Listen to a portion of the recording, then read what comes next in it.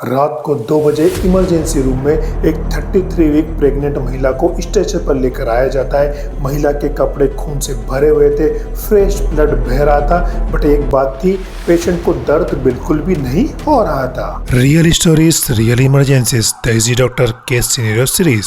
जब पेशेंट के वाइटल्स लिए गए तो उसका बीपी 90/60 था और उसकी हार्ट रेट 118 पर मिनट चल रही थी।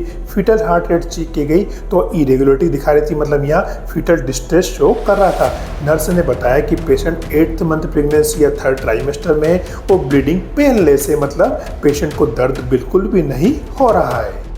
तो हमारे दिमाग में पहली प्रोविजनल डायग्नोसिस आई प्लेसेंटा प्रीविया, क्योंकि ब्लीडिंग पेनलेस है। तो इस कंडीशन में हमको पर वेजाइनल एग्जामिनेशन नहीं करना है और तुरंत अल्ट्रासाउंड करना है। जब पेशेंट की हिस्ट्री ली गई तो पता चला कि यहाँ ग्रेविटा 2 एंड पेरा 1 है। पेशेंट 28 वीक से कोई एंटीनेटल विजिट पर नहीं गई है और पेशेंट का 3 साल पहले सिजेरियन सेक्शन हुआ है और पेशेंट को 1 हफ्ते से हल्की सी ब्लीडिंग या स्पॉटिंग हो रही थी पर पेशेंट ने इस पर ध्यान नहीं दिया। तो लर्निंग मोमेंट क्या है कि painless bleeding in 3rd trimester, तो यहाँ प्लेसेंटा प्रीविया हो सकता है। जब अल्ट्रासाउंड किया गया तो पता चला कि एंटीरियर प्लेसेंटा था, वो कंप्लीट प्रीविया था, मतलब प्लेसेंटा ने इंटरनल ओस को कंप्लीटली कवर कर रखा था। तो ये कोई सिंपल केस नहीं था।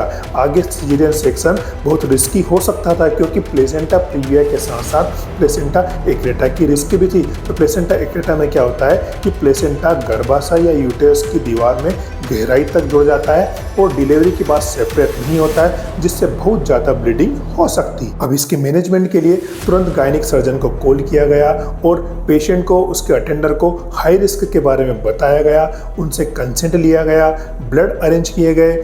एनेस्थीसिया टीम को इन्फॉर्म करने के बाद ओटी को रेडी किया गया। ओटी के अंदर स्पाइनल एनेस्थीसिया देकर ट्रांसफर इंसिजन दिया गया, यूटेरस को ओपन किया गया और बेबी को डिलीवर किया गया। बेबी हल्का सा ब्लू था तो उसको तुरंत एनआईसीयू में शिफ्ट किया गया। Placenta was adherent but likely no invasion in bladder, so it is not a placenta accreta, just a placenta previa. Patient को 2 यूनिट ब्लड दिया गया क्योंकि लगभग 1 लीटर तक ब्लड लॉस हो चुका था। पेशेंट को पोस्ट ऑप आईसीयू में रखा गया क्योंकि नेक्स्ट 24 आवर्स क्रिटिकल्स थे, बट मदर धीरे धीरे रिकवरी करती गई।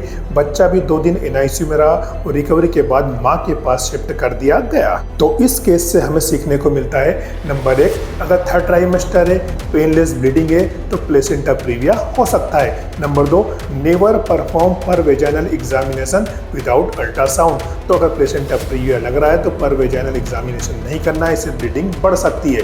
नंबर 3, प्लेसेंटा प्रीविया की रिस्क बढ़ जाती है अगर पहले से एलएसीएस हुआ हो, मल्टीपल प्रेगनेंसी हो या एडवांस मैटरनल एज, मतलब मां की उम्र बहुत ज़्यादा हो। And number 4, prepare for accreta in placenta previa cases. तो आपको एक्रेटा के लिए भी रेडी रहना है। And number 5, blood product must be ready, क्योंकि ब्लीडिंग के चांसेस ज़्यादा होते हैं तो हमें ब्लड अरेंज करके रखना है। तो याद रखिए, क्लिनिकल साइन चुप रहते हैं बट उनकी टाइमिंग बोलती है। सही समय पर सही एक्शन लिया गया तो माँ और बच्चे दोनों की जान बच पाई, वरना दोनों की जान जा सकती थी। तो ये था 8th मंथ ब्लीडिंग या प्लेसेंटा प्रीविया का एक रियल केस सिनेरियो। तो सब्सक्राइब कीजिए हमारे चैनल द इजी डॉक्टर को और हमसे जुड़े रहिए क्लिनिकल केसेस को आसान शब्दों में समझने के लिए। स्वस्थ रहे, मस्त रहे। नमस्कार।